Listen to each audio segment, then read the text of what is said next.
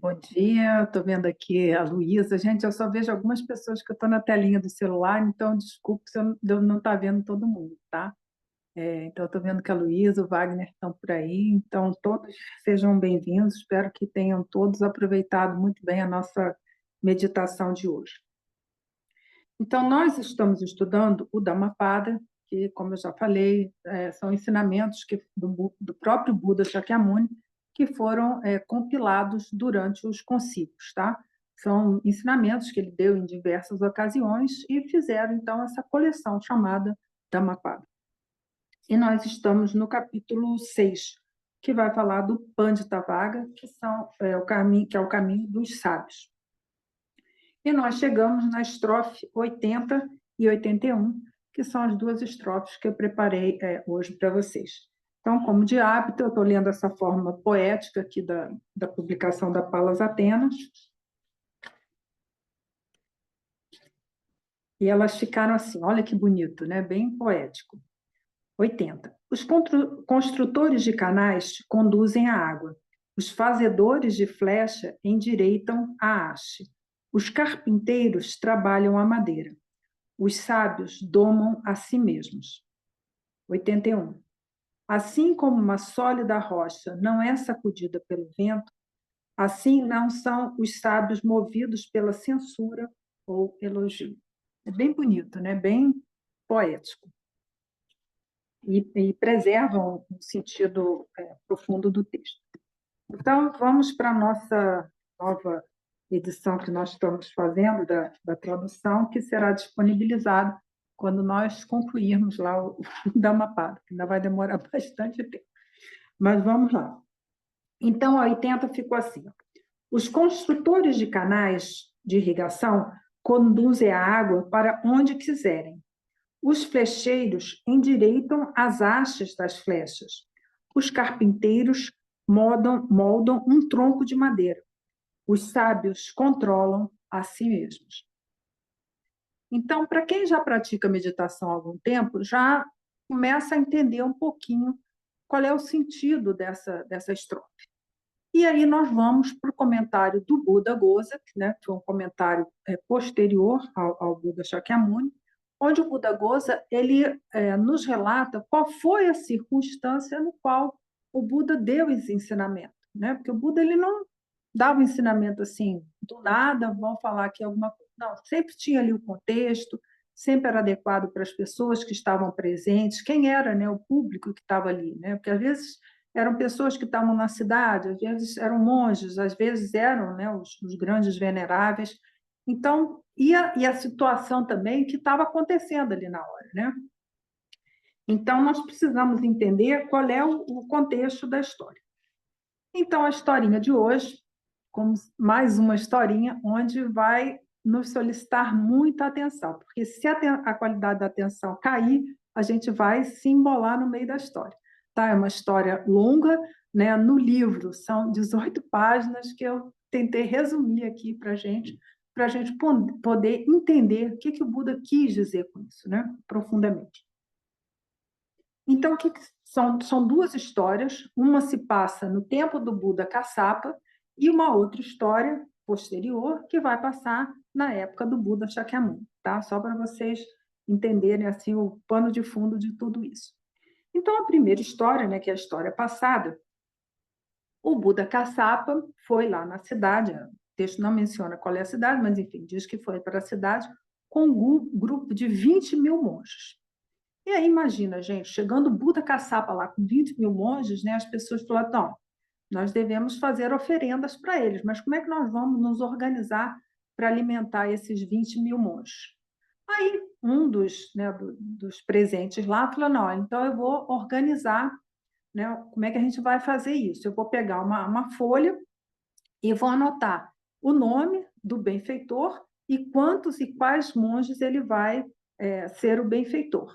Aí cada um lá escolheu, eu posso alimentar 20 monges, eu posso alimentar 5 monges, outro, eu posso alimentar 50 monges. E assim foi feito. E aí ele estava lá anotando isso tudo, né, o nome e os nomes dos monges. E aí chegou lá para um senhor, que é esse Mahadugata, que é o nosso personagem aqui da historinha de hoje. Ele chegou para o Mahadugata e perguntou assim: e você, senhor, com quantos você pode contribuir? Aí ele, né? Ah, é porque eu sou muito pobre, eu não posso ajudar, eu não tenho recursos, eu, enfim, não posso ajudar. Aí ele falou assim: senhor, se você está nessa situação miserável, é porque você não pratica a generosidade. Você não sabe que aquele que pratica a generosidade e incentiva os outros a praticar a generosidade, eles obtêm séquito e riqueza. Aqueles que nem praticam a generosidade, nem incentivam a praticar a generosidade, eles não têm nem séquito, nem riquezas. E aqueles que praticam a generosidade e não incentivam, ou aqueles que incentivam, mas não praticam a generosidade, eles têm ou um ou outro, séquito ou riqueza. Aí Mahadugata ficou pensando, mas eu estou querendo isso daí, né? Porque eu estou na pobreza, eu vou querer esse negócio. Aí ele falou assim, então tá bom, eu vou ser benfeitor de um monge, que é o que eu consigo. Aí ele chegou em casa, a mulher dele estava lá e falou assim, mulher, se aprume aí, que nós vamos preparar uma refeição para um monge. Aí ela, ai, porque nós somos pobres, né? Nós dependemos da ajuda do outro, como é que a gente vai ajudar? Eu falei, não, quem pratica generosidade tem séquito e riqueza, vamos lá. E aí os dois, né, resolveram buscar o quê, gente? Uma coisa chamada trabalho, né? Para algumas pessoas isso é uma coisa meio absurda, assim, mas existe esse trabalho. Aí eles foram lá buscar trabalho, e aí trabalharam lá bastante e tal, e aí eles conseguiram lá o dinheirinho para comprar o que eles precisavam, que era ghee, coalhada, os temperos, né, o curry e o arroz. E aí eles, né, fizeram as compras dele que eles precisaram lá, e é bastante coisa que eles compraram, tá, gente? Era tipo uma grande refeição, não era miséria, não. E aí eles, na volta lá do caminho deles já para casa, já com as compras, eles viram um pescador. Aí o pescador, mas onde vocês vão com essas compras? Eu falei, não, nós vamos preparar uma refeição para um monge, que, né, chegaram esses 20 mil monges aí, nós resolvemos ser benfeitor de um. Ah, eu também quero ajudar. Então ele pegou, que ele tinha, que eram peixes, ele pegou e juntou lá os peixes na oferenda, né, do Mar do Gato e a esposa deles. E aí eles foram lá para casa deles e começaram lá a organizar lá né, as coisas que eles tinham comprado e tal. E aí quem? O Buda percebeu que o Marra do Gato, quando se inscreveu lá na tal da lista, ele não falou quem era o monge que ele ia, né, ser o benfeitor. E aí o Buda viu que a lista dos 20 mil monges já estava completa. O Buda percebeu que ele seria o monge que receberia aquela oferenda. E aí saca o rei dos deuses, lá no seu todo poderio, né, de monarca universal, percebeu que isso também. Eu falei, não, eu quero fazer parte dessa oferenda aí, porque essa oferenda é para o Buda, né? Eu quero fazer parte disso. Aí ele se disfarçou, né, que ele tinha esse poder, e aí foi todo humildezinho lá na casa do Mahadugata e falou assim, olha, senhor, eu estou precisando de trabalho. Falei, olha, você pode vir trabalhar, mas a gente não tem dinheiro não, mas a gente está preparando a refeição lá para um monge que a gente, né, daqueles 20 mil monges lá, nós vamos ajudar. Aí eu falei, então se é para ajudar, né, se é para ser um benfeitor de um monge, eu vou trabalhar de graça. Aí saca lá, super disfarçado, né, de cozinheiro e tal, está lá fazendo a comida, né, preparando tudo. E aí o Buda, né, com seus poderes supranormais, ele viu, né, que estava acontecendo ali e resolveu chamar mentalmente o Mahadugata para ir lá na câmara perfumada, que é onde o Buda ficava lá no monastério. E aí o Mahadugata, a comida já estava toda pronta, tá, gente? Aí o Mahadugata foi lá, né, falar com o Buda, e aí rendeu homenagens e tudo, e pegou a tigela de esmolar dele, do Buda, e deu para o Mahadugata. Aí, gente, o povo todo quis comprar a tal da tigela, que era a tigela quem? Do Buda, né? todo mundo quis comprar, ele falou, não, eu não vou vender, né? Ele me deu a tigela, é o sinal de que eu vou fazer a oferenda para ele. E aí o Mahadugata pegou a tigela e o Buda, né, foi junto com eles lá para a casa na casa lá do Mahadugata. Aí, chegando lá, quem estava lá? Saka, estava bem aprumada e tal, e ficou super feliz de participar daquela oferenda ali, né? Imagina, receber o Buda ali, né? E aí o Saka feliz, né, se regozijando daquele mérito ali. Aí o Buda tomou toda aquela refeição maravilhosa que eles prepararam, né, tudo com muito capricho, né, com todo carinho, com todo amor. E aí o Buda voltou lá para a câmara perfumada junto com o Mahadugata, né? Mahadugata tipo foi levar ele em casa, né? Aí levou ele lá. E aí quando ele voltou para casa, né? O que tinha acontecido, gente? Uma chuva gigante de joias. Tinham vindo joias incomensuráveis do céu e tinha enchido todo o terreno dele, né? Ao ponto que ele não conseguia nem entrar em casa. Aí ele falou assim, mas o que é isso que aconteceu? Essa chuva de joias, eu não consigo nem chegar na minha casa, eu quero entrar na minha casa. Aí o que ele fez? Ele foi lá na casa do rei, né, lá no palácio. Aí chegou lá, rei, é o seguinte, caiu lá uma chuva de joias, mas eu não tenho necessidade disso, né? Eu quero simplesmente entrar na minha casa. Então eu vou fazer a doação de todas essas joias. Gente, era o terreno todo, a casa inteira estava tudo cheio de joias. Aí o rei falou assim, olha, eu aceito, porque realmente nós estamos precisando e é uma oferenda aqui para o nosso reino. Mas é o seguinte, eu vou te dar, então, o cargo de tesoureiro aqui no nosso reino, né? Você vai ter um trabalho e eu vou te oferecer um terreno e os recursos para você construir a casa. Aí o Mahadugata ficou feliz, não, tá bom, eu vou ter trabalho, né? Porque olha só como a mentalidade dele já tinha mudado. Eu vou ter trabalho e vou ter uma outra casa. E aí ele começou a escavar o terreno, né, para construir as fundações lá da casa dele. O que aconteceu, gente? Tinha um tesouro incomensurável debaixo da terra. Então, se ele estava achando aquela chuva de joias muito, ele acabou recebendo muito mais, porque estava aquele tesouro imenso embaixo da terra. E aí, né, o Mahadugata continua vivendo a vida dele, né, sempre trabalhando para o rei, como tesoureiro do rei, e numa condição né, de riqueza, né, de recursos todos que ele tinha ali, com a casa dele, com o trabalho dele, junto com a esposa dele. E aí viveu a vida dele, e aí que chegou o fim da própria vida, como chegará para todos nós. E aí, o que acontece? Ele vai e renasce, na época do Buda Shakyamuni. E agora começa a nossa segunda historinha. Aí ele vai e se implanta no útero de uma senhora, né?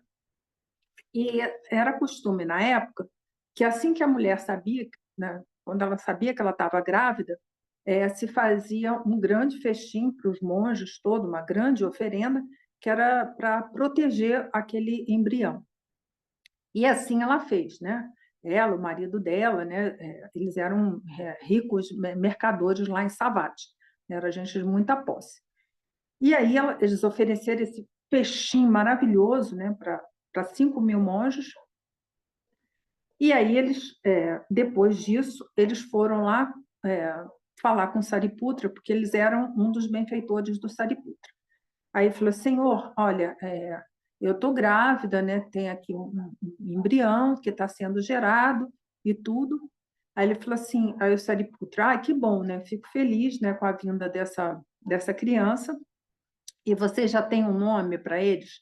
Ah, nós resolvemos chamar ele de Pequeno Pândita, né? O Pequeno Sábio. Eu falei, mas por que vocês resolveram dar esse nome? Eu falei, olha, porque onde ele vai, né? Onde eu vou, né?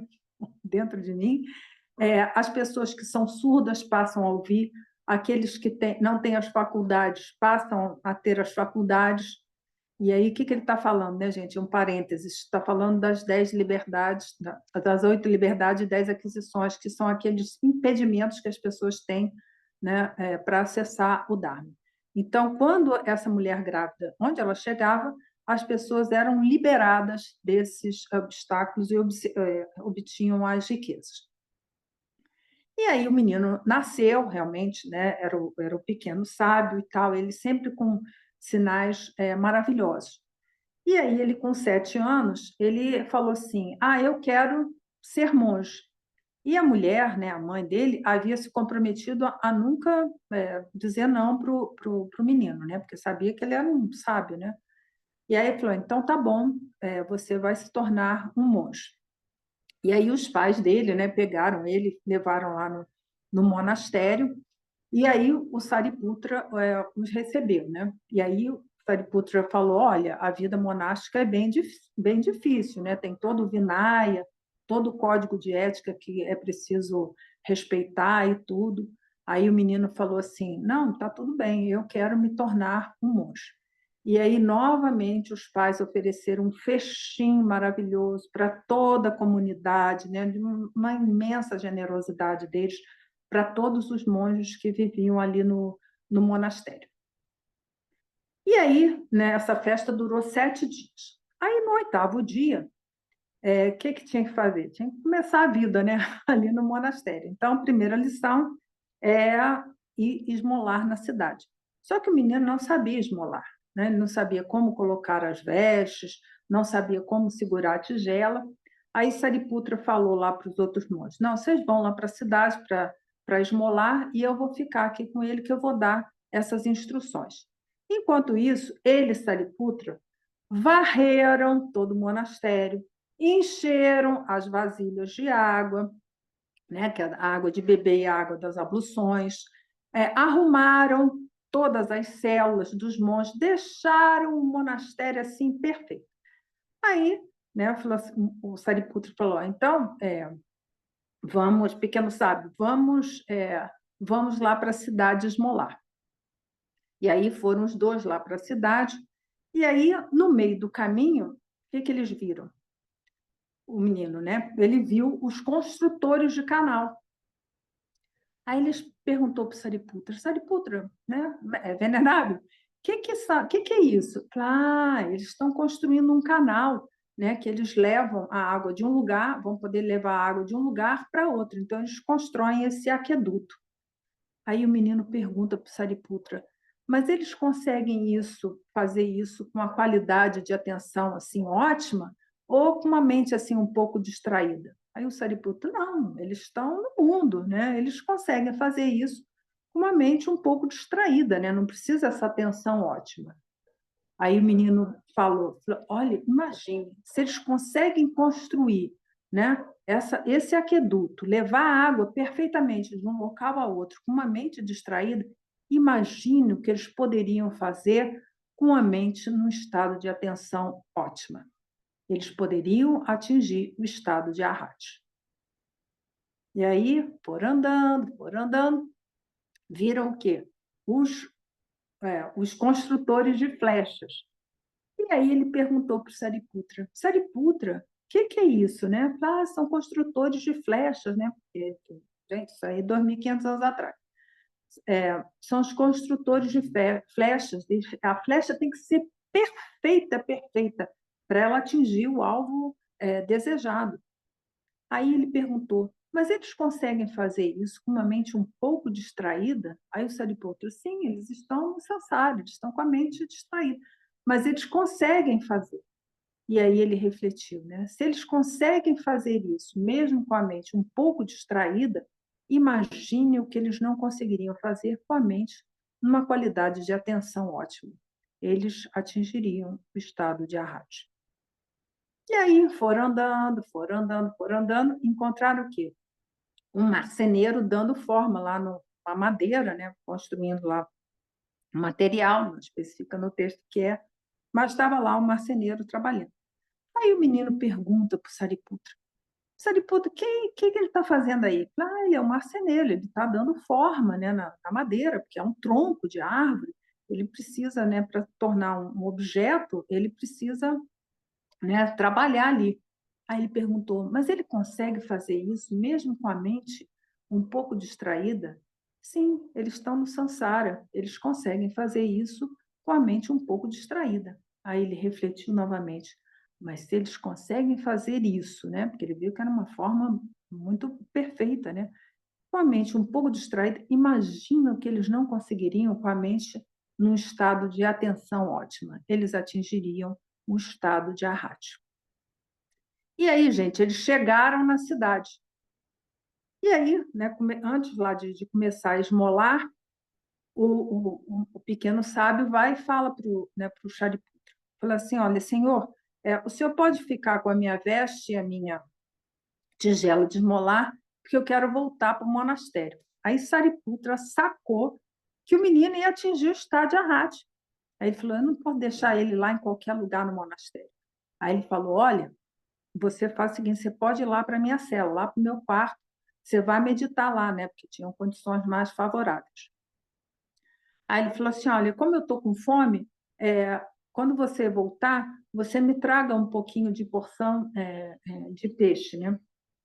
Para eu me alimentar. Aí o Sariputra lá ficou lá na cidade, esmolando, né? Pegando os alimentos para ele. E aí o Buda, lá na sua onisciência, o que viu? Ele viu que o menino ia atingir o estado de Arhat. E ele pensou, o Sariputra vai chegar lá com a comida, vai atrapalhar o menino. Eu vou lá para a porta do quarto, né, do Sariputra, montar a guarda lá. Gente, o Buda foi montar a guarda.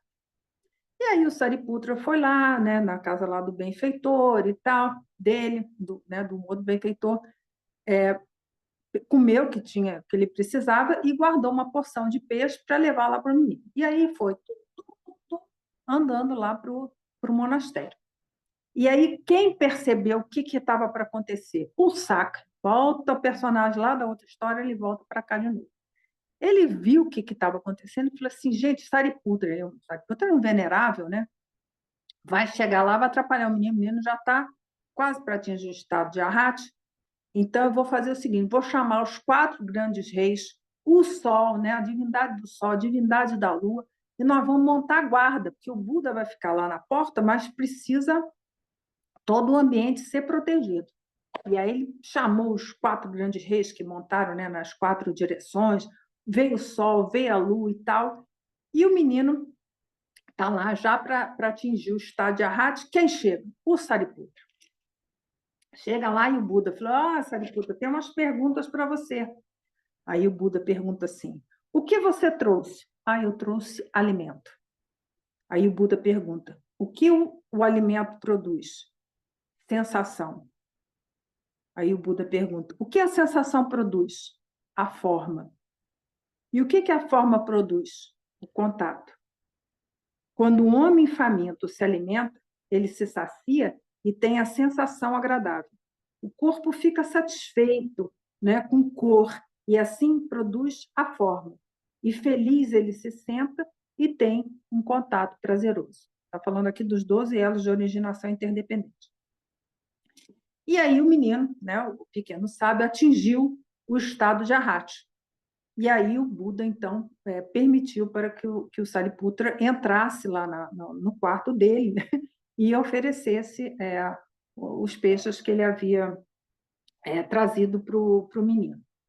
E aí o Saka também, né, viu que o menino tinha atingido o estado de Arhat, chamou lá os 4 grandes reis, a divindade do Sol, a divindade da Lua, e falou, vamos embora, né, porque ele já atingiu o estado de Arhat, não tem mais necessidade da nossa proteção aqui. E aí eles foram embora, e aí o que teve? A futrica sempre tem, no monastério. Aí os monges lá na conversa, mas o que foi isso? De repente veio o sol, veio a lua, e né, vieram pássaros também, que são sinais auspiciosos e tudo. E de repente foi embora, foi a lua, o sol, o que aconteceu? Aí o Buda explicou, falou, não, foi o pequeno sábio, né, que apesar dos seus 7 anos, ele atingiu o estádio de Arhat. E aí deu o seguinte ensinamento.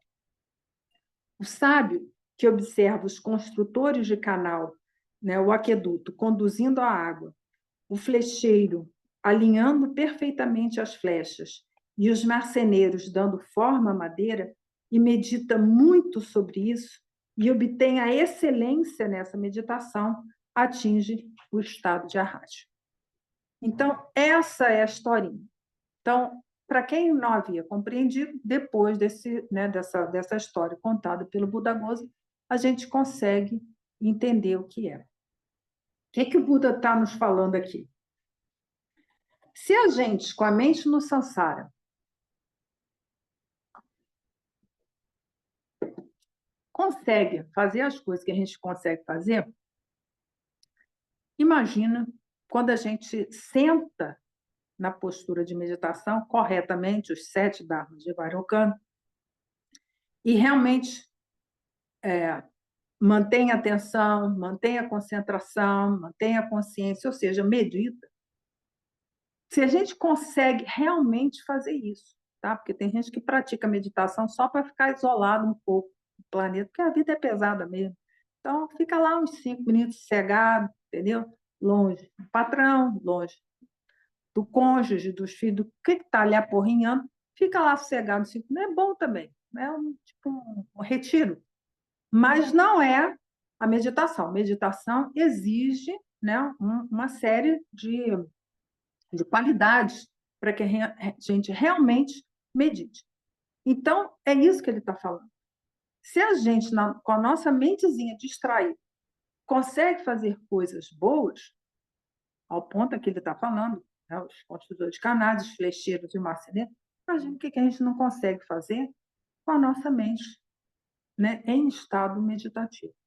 E aí, depois de conquistado esse estado meditativo, nós vamos conseguir levar para o nosso cotidiano essa qualidade de mente. Porque essa qualidade de mente, né, atenta, né, temporariamente concentrada, e depois a gente chega em estado de latônico,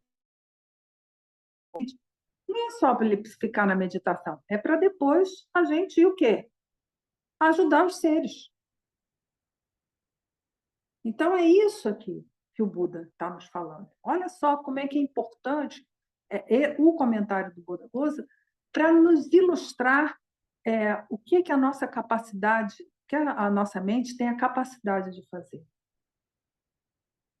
Então, jamais duvidem da sua capacidade de atingir o perfeito e sublime despertar. Jamais duvidem disso. Claro que isso vai, né, depender que a gente pratique as paramitas. A gente não recita lá, quando a gente está lá recitando Refúgio Bodhicitta, pela prática, né, da generosidade e das demais paramitas, não é isso? É isso que a gente vai fazer. E aí, eu me lembrei de uma frase que eu anotei aqui, que era o Lama Trinley sempre falando sobre aqui, sobre a mediocridade, la petite vie médiocre des gens, né? A pequena vida medíocre das pessoas. E aí tem a ver com o Mahadugata lá, porque eu sou pobre, que eu sou um quebrado, né? Que eu não posso. Isso aí, gente, esse estado de vitimismo é a melhor máscara da arrogância que existe, né? Porque é a arrogância disfarçada de pobrezinho, né? A pessoa não se deu conta ou não quer se dar conta do seu potencial de praticar as paramitas, de praticar a meditação, né? Que é uma das paramitas. Então, a gente precisa ver se a gente não está vivendo nessa pequena vida medíocre, né? Fazendo uma tradução literal do que o Lama Trinley falava. Então, aí eu refleti, né, sobre isso. A mediocridade, ela tem 3 pontos principais, e não precisa dos 3 pontos, né? Um deles basta para te colocar na caixinha dos medíocres. O primeiro deles, a procrastinação. A pessoa que recebe lá uma instrução do que quer que seja para fazer um móvel, seja para ajudar no retiro, seja para varrer o gramado, para colher as mangas lá do capegê, não está na época das mangas, mas enfim, era uma tarefa, e a pessoa fica enrolando, entendeu? A pessoa vai enrolando. Eu me lembro uma vez quando a gente estava pintando lá os móveis, né, as mesinhas e tal, aí chegou um rapaz lá para ajudar, tadinho, ele ajudou assim 15 minutos, aí ele largou o pincelzinho em cima da lata de tinta assim, né? Aí o Lama Trilê olhou, ó, rapaz, foi-se embora, porque trabalho normalmente as pessoas não gostam, né? Porque as faz sair do modo operandi dele, né? Porque tem uma tarefa ali pela frente que ele não está acostumado, aí ele não entende isso daí. Então, procrastinação. Faça uma análise você, se você não anda procrastinando alguma coisa. Se alguma coisa foi lhe dado a fazer, ou você, por livre e espontânea vontade, assumiu aquilo ali, por exemplo, fazer o nondro, fazer as preliminares específicas. Tem gente que fica toda a vida. Gente, aquilo ali é para fazer as 4 em um ano, tá? 11 mil, não estou falando 111 mil. E as pessoas ficam enrolando. Enrolando por quê? Há uma preponderância dos valores da apreensão egocêntrica. Gente, se é para fazer prosternação, é para fazer prosternação.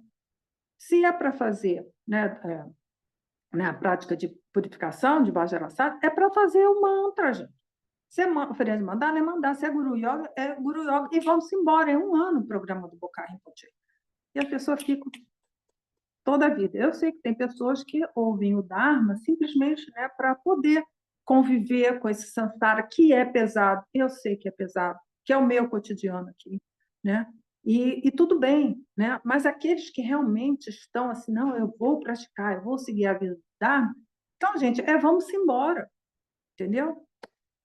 Coragem, confie na sua capacidade e vamos embora. Não tem atitude lá do mar do não posso, né? Estou quebrado. Não, gente, vamos embora, entendeu? E não é só para ficar, porque eu vou ganhar secta e riqueza, né?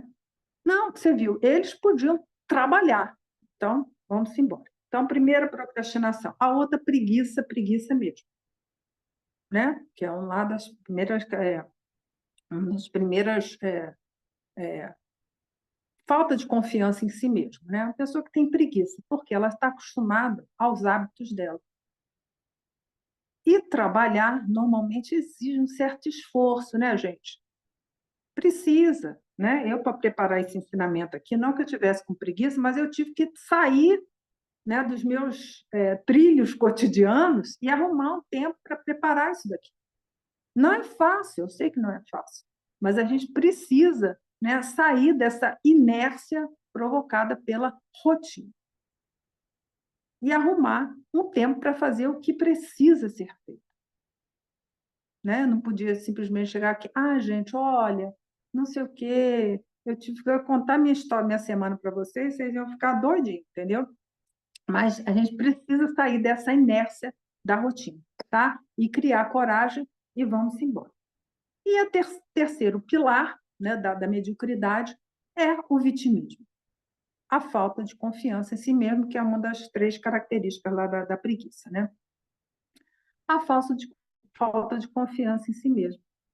O que é? A pessoa se acha, né, assim, a vítima do sistema, entendeu? E não confia na capacidade dela que ela tem de praticar o quê? A generosidade, gente. Se a pessoa está numa situação difícil, né, que ela se acha lá vítima do sistema, é porque não pratica a generosidade. Aí, se não pratica a generosidade, não pratica a ética, né, não pratica a paciência, não pratica, né, a coragem, né, o entusiasmo, a energia, tem vários nomes para essa paramita, não pratica a meditação.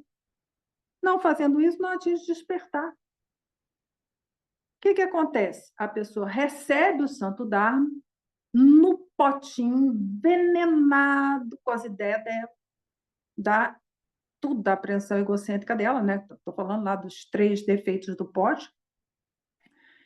Com o potinho envenenado dela, ela recebe o Dharma, faz uma.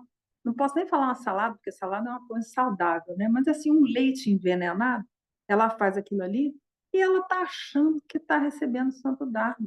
Não é, gente. O que purifica o nosso receptáculo do Dharma, primeira coisa é a prática da generosidade. Entendeu? Vamos ser igual Mahadugata. Entendeu? Sair da mediocridade e o que tem para fazer aí?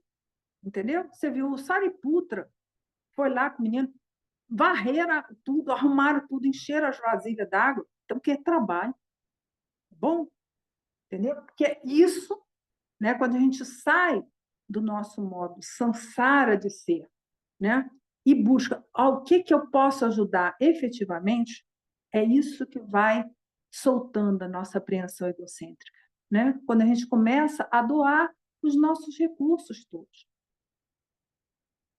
Mas então, se é, né, recurso financeiro, ótimo, se é a força do seu trabalho, né, alguma coisa você vai fazer, porque é isso que vai purificar o seu receptáculo. Se você simplesmente recebe o Santo Dharma e não pratica nem a generosidade, está fazendo o quê?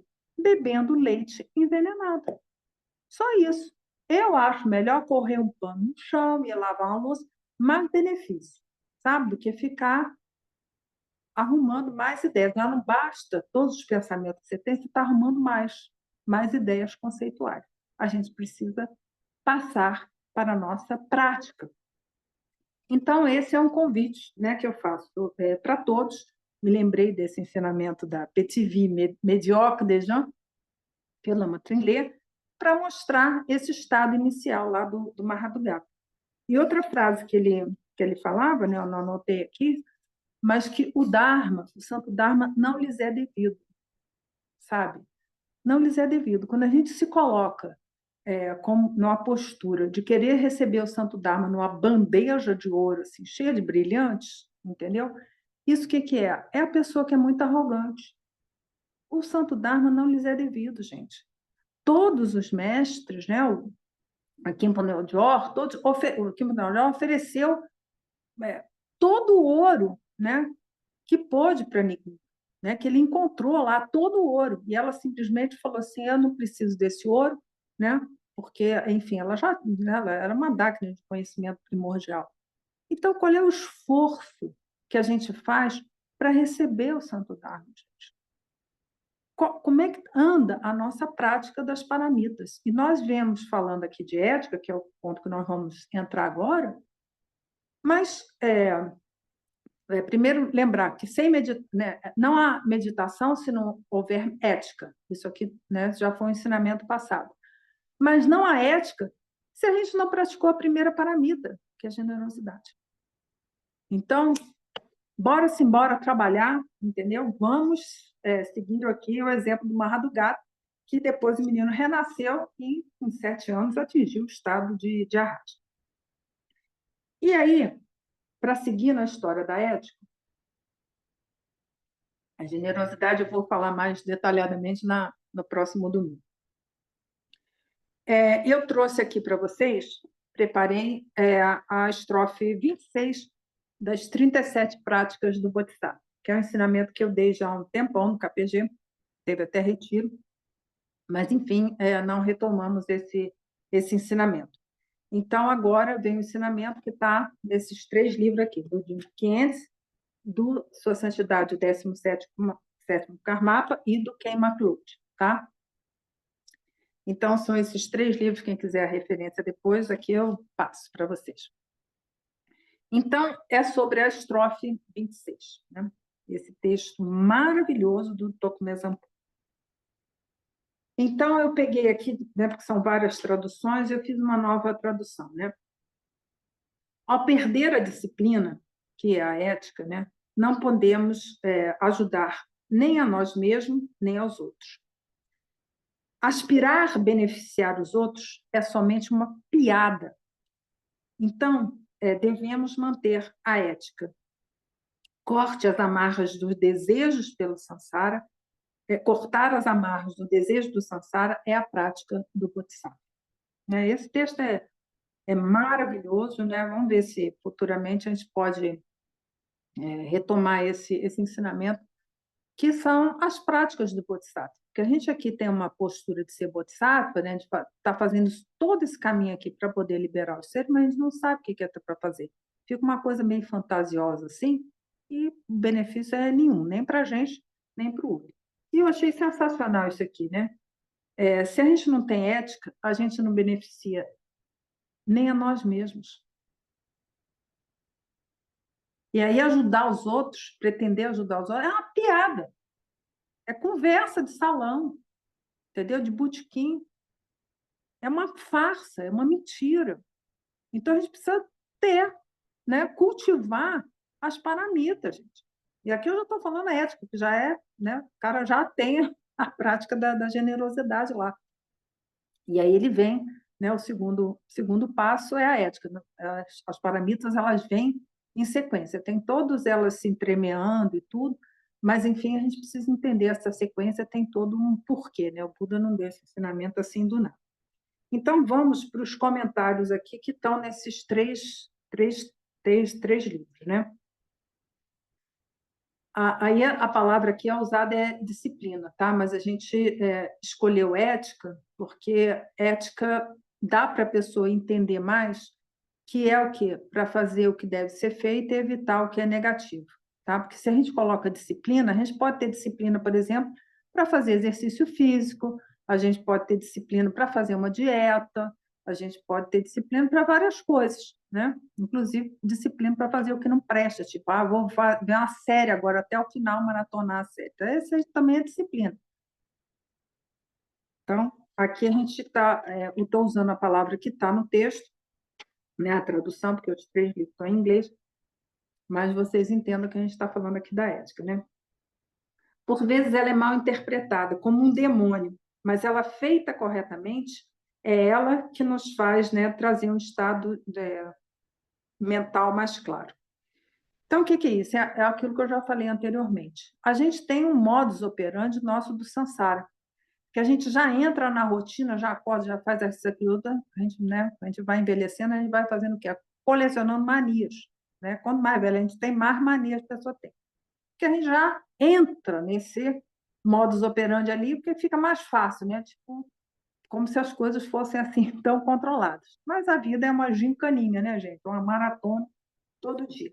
Então, a gente precisa entender que essa prática da ética, fazer o que deve ser feito, evitar o que não deve ser feito, sair dessa imagem de que é um demônio, entendeu? São as pessoas que fracassam até tipo, para fazer exercício, que precisam fazer exercício, né? O médico recomendou, tem que fazer exercício. Aí a pessoa não faz porque ela está lá no modo dela samsara, sendo levada pelas ideias da apreensão egocêntrica dela. Aí vem preguiça, vem, né, as características lá da mediocridade tomam posse ali da mente da pessoa. Então, nós precisamos primeiro entender isso, que a disciplina é benéfica para nós e para os outros. Não é um demônio, não é uma coisa ruim, né? E também, depois, né, quando a gente começa, é um ensinamento que está no Bodhisattva Charyavatara, lá no Shantideva, começa como uma simples coisa que às vezes é meio difícil, né? Por exemplo, meditar 5 minutos de manhã cedo. Mas depois que a gente começa aquilo entrar no nosso fluxo, fica mais fácil. Então, um pequeno ato, né? Depois, se a gente permitir que ele se torne um hábito, aquilo fica mais integrado no nosso cotidiano, tá? Aí depois vem, né? Segunda reflexão aqui. Devemos refletir sobre os benefícios e isso proporciona uma conexão com a prática e ficamos inspirados a praticar, que é isso que eu acabei de falar. Né? Quais são os benefícios? Né? Não é lá uma ratungada para ter sexo e riqueza, né? Mas, assim, quais são os benefícios? Eu vou ter uma mente mais estável, eu vou ter uma mente mais altruísta, eu vou ter uma mente que tem mais discernimento, e isso eu vou poder viver no meu cotidiano de uma forma mais tranquila. Porque, assim, tem um ensinamento de um sábio que é maravilhoso. Né? Os pássaros estão sempre passeando em volta da nossa cabeça. O que a gente não pode é deixar que eles criem um ninho em cima da nossa cabeça. Então, o cotidiano é assim, gente, é uma maratona, a gente nunca sabe como é que vai terminar o dia, não é verdade? O que vai acontecer? Eu não sei, porque os fenômenos têm lá suas causas e condições, a gente não tem controle nenhum por isso, né, sobre isso. Mas a nossa mente vai se manter pacífica, vai se estabelecer, vai manter clara, lúcida e altruísta. Tá? Então, a gente vai pensar nos benefícios e aí a gente vai se engajar na prática da ética. Né? Porque, infelizmente, a gente vê as coisas assim, qual é o benefício que eu vou ter com isso? Então, está aqui, a gente deve, né, refletir sobre isso. Aí, um outro ponto que eles levantam aqui é a ética vem de como você escolhe viver a sua vida, né? E não abordar as experiências de ser feliz ou resolver, né, preencher as necessidades emocionais. E isso aqui é outro ponto. Com o que a gente anda no samsara, com o que a gente despende a nossa energia?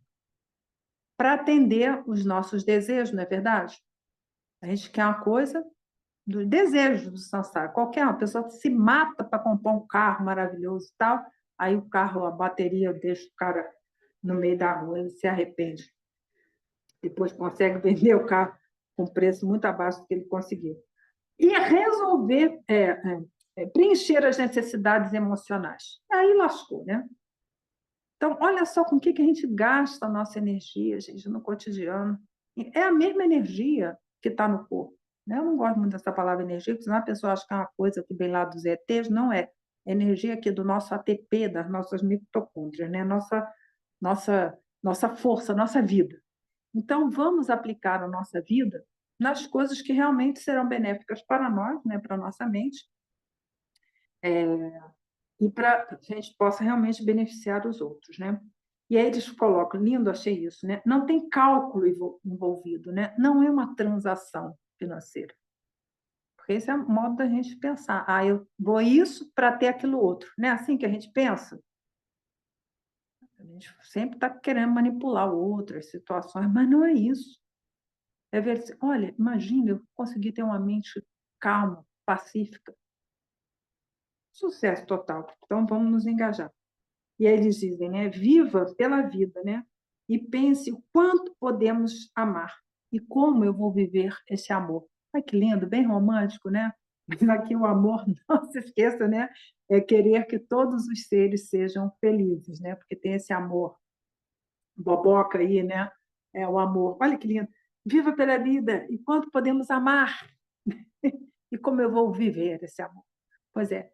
Então, é como que eu vou viver esse amor, né? De realmente trabalhar, praticar as paramitas, né, todas elas, para que todos os seres sejam felizes. Olha que coisa, né? E aí né, eles trazem uma reflexão que é do Zen, né, maravilhoso. Quando a gente tem uma conexão profunda com o Dharma, temos uma ética profunda.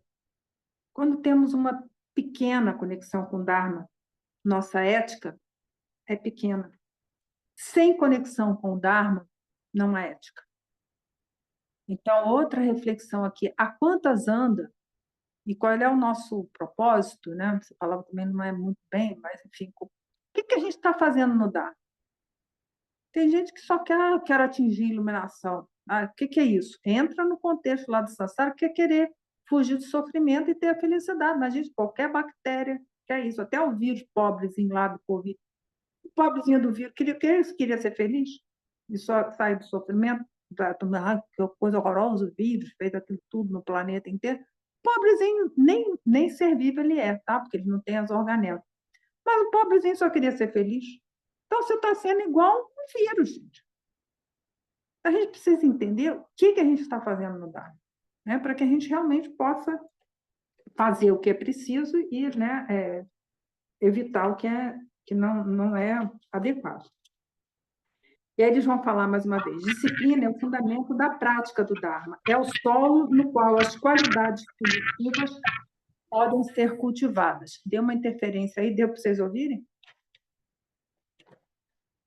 Acho que alguém estava com o microfone aberto aí, mas, enfim, vou repetir. Disciplina é o fundamento da prática do Dharma, né? A ética.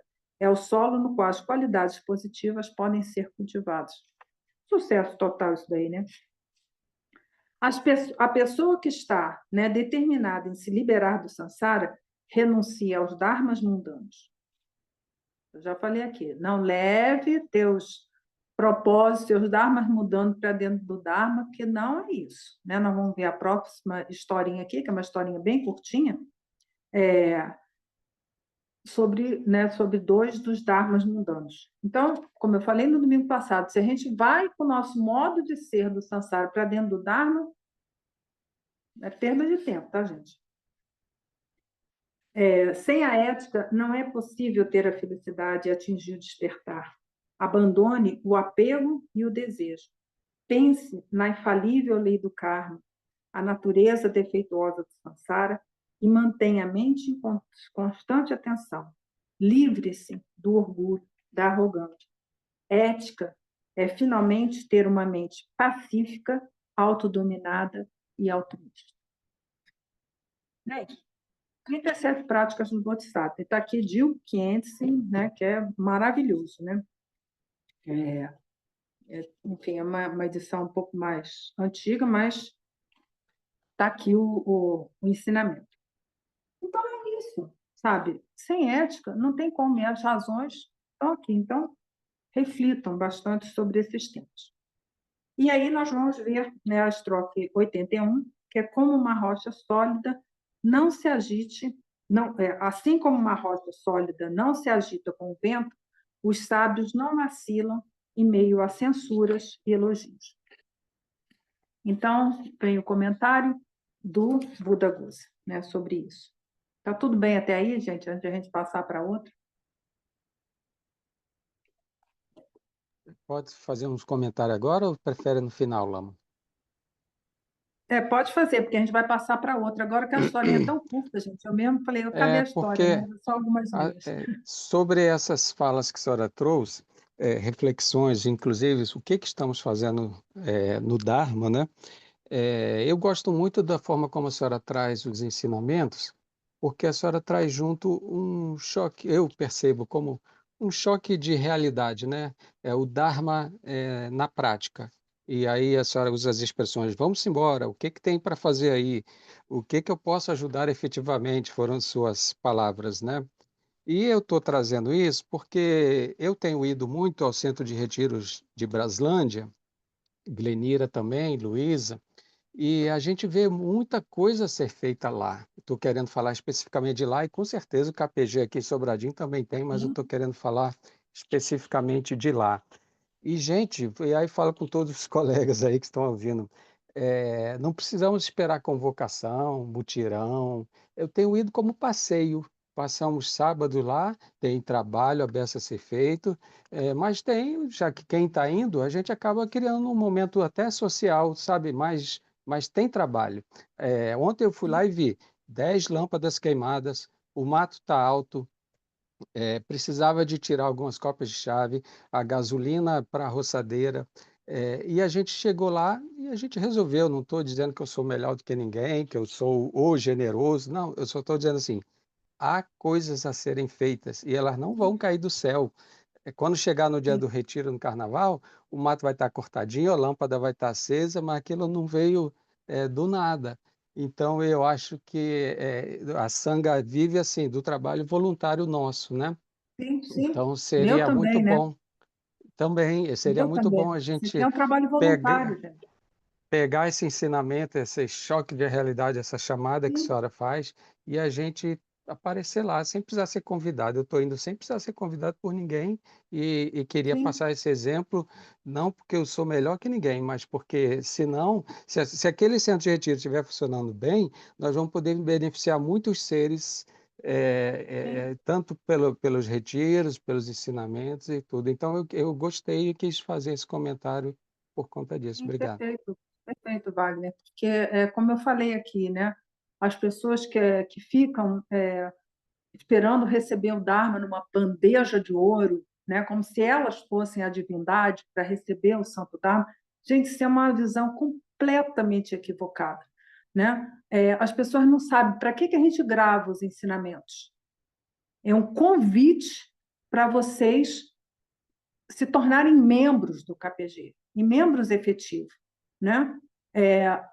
Antigamente, na época que estava aqui o Lama Trinlé, e eu era tradutora dele, e secretária do KPG lá no Conselho de Administração, a pessoa ia 3 ensinamentos, na quarta vez o Lama pedia para eu ir atrás daquela pessoa ali e pedir para ela se tornar um membro do KPG.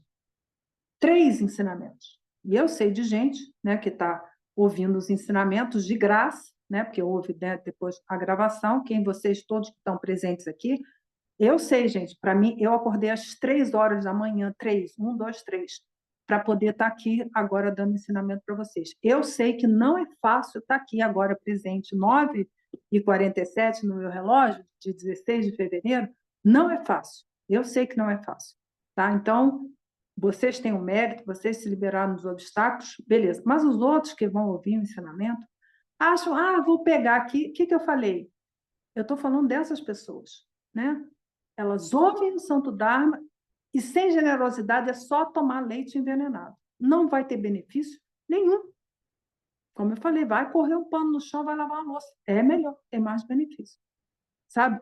Se o centro de retiro existe hoje, é porque nós, né, os retirantes, com a ajuda, né, de muitas pessoas da Sangha, a gente botou aquilo lá de pé, gente. Não surgiu do nada, entendeu? As coisas surgem por conta de causas e condições, isso é um ensinamento básico do Senhor Buda. Né? Se o KPG está hoje como temos aqui, não posso falar na pessoa, mas porque temos um membro da Sangha que é maravilhoso, né? De uma generosidade incomensurável. E as pessoas acham que aquilo ali fosse o lugar. Eu vou aqui, me refastelar. Benefício não é nenhum, gente. Eu tenho 20 anos, né? Esse ano a gente vai, eu e o Lama Andu, vamos fazer 20 anos do nosso refúgio com o Lama Trinlé.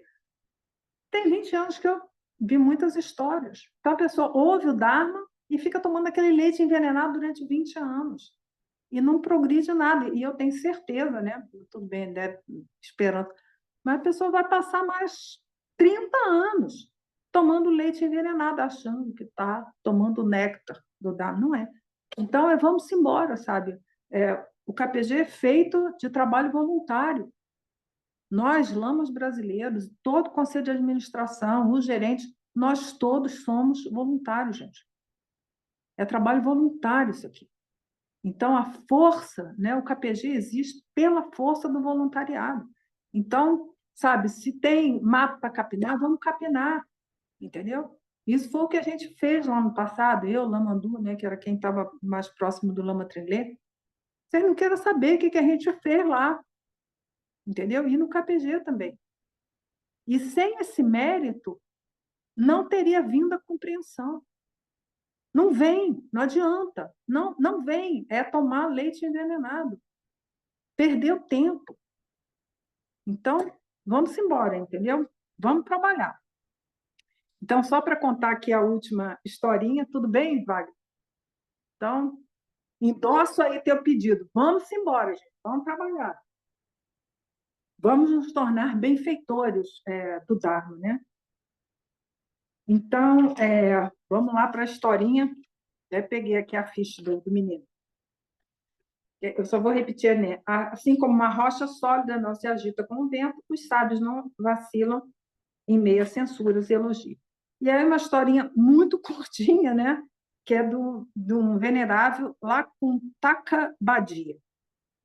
Então, esse venerável, ele vivia lá no monastério, e os mongezinhos, menorzinhos, né? Você viu que tinha, né, mongezinhos de 7 anos, né?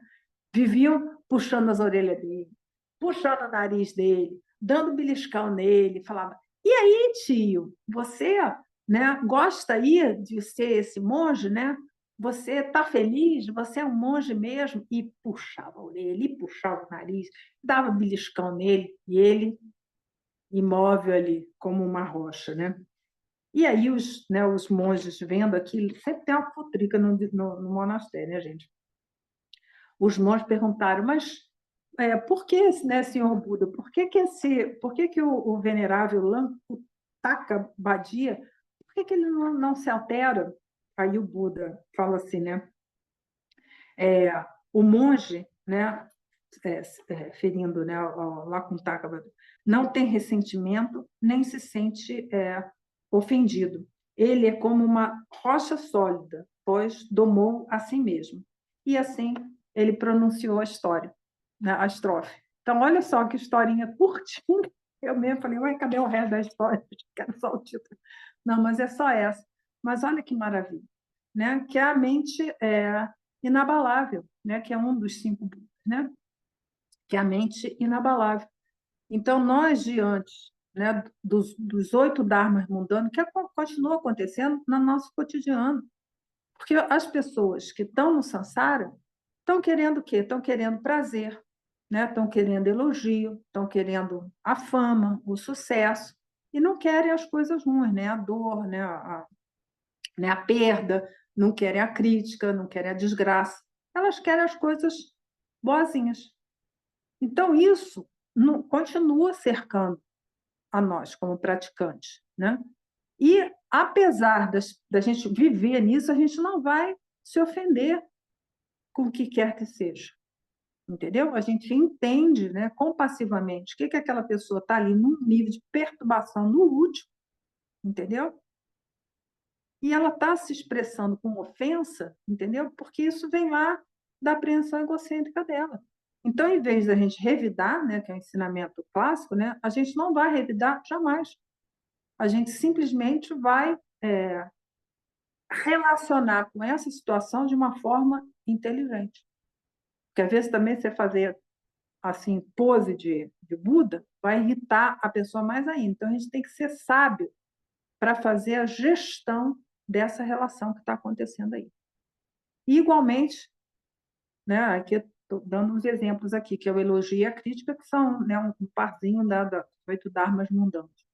E também com elogio também a gente não vai se abalar com aquilo ali, porque a apreensão egocêntrica, ela gosta de tudo que não presta, gente. Entendeu? Ela vai se apoderar, o elogio, olha só, quantos likes teve, né? Hoje está uma coisa, né, desse negócio, quantos likes teve. Então, o que é isso? É para a valorização da apreensão egocêntrica. Porque tudo que ela quer, ela se tornar ainda mais robusta. Gente, a gente já tem problemas demais, não precisa arrumar mais. Então, quando vier um elogio, entendeu? Mantenha a mente pacífica, altruísta, compassiva, estabilizada né, naquele estado mental que você conseguiu lá treinando, né, na meditação formal. Então, esse o ensinamento, é só esse, né? Uma rocha sólida não se movimenta com o vento. Assim também o sábio não se abala, né, com os elogios e críticas e também, né, com o ganho, com a perda, né, com a dor e com o prazer, com a fama e a desgraça, né, que são os 8 dharmas lá. Então, qualquer um que seja, né, haja amorosamente, haja compassivamente. Mas isso é um treino, não é fake, é de verdade. Vem do fundo do nosso coração essa atitude amorosa e respeitosa em relação ao outro. Ainda que não seja um outro que está ali, né, na nossa frente, interagindo com a gente naquele exato momento. Mas pode ser uma notícia que você vê, né? As pessoas lincham o outro, nem viu, não estava nem lá, foi lá no outro hemisfério, mas estou aqui criticando o sujeito. Isso não é uma atitude de uma pessoa que se diz budista. Então, vamos sair da nossa pequena vida medíocre, entendeu? Entender que o Dharma não nos é devido e bora trabalhar, gente. Bora praticar, né? Eu entendo que meditar para se isolar do mundo é muito bom, né? Porque a vida é pesada. Eu sei disso. É o meu cotidiano aqui, entendeu? Mas isso não vai trazer benefício, né? Para você a longo prazo e tampouco para os outros. Então, é um convite mesmo, né? Um incentivo para vocês realmente se engajarem nas práticas das paramitas. E a primeira delas é a prática da generosidade. Sem generosidade não tem ética, sem ética não tem paciência, sem paciência não tem coragem, sem coragem não tem meditação, sem meditação não tem sabedoria. Então, bora lá, vamos trabalhar, entendeu? Então é isso, né? Já deu aqui já nosso horário. Já tem alguma dúvida, gente? Alguma pergunta?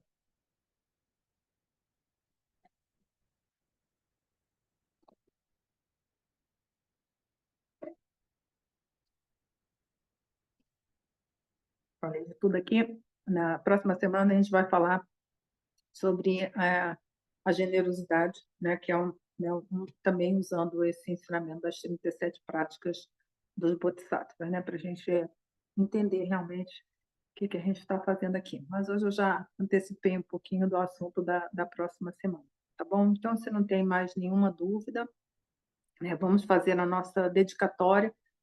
A dedicatória é um ensinamento, gente, entendeu? Então, graças a esse mérito, tendo obtido a onisciência e vencido os inimigos, que são o quê? As máculas, posso eu liberar todos os seres do oceano do Sansara, agitado pelas ondas do nascimento, velhice, doença e morte.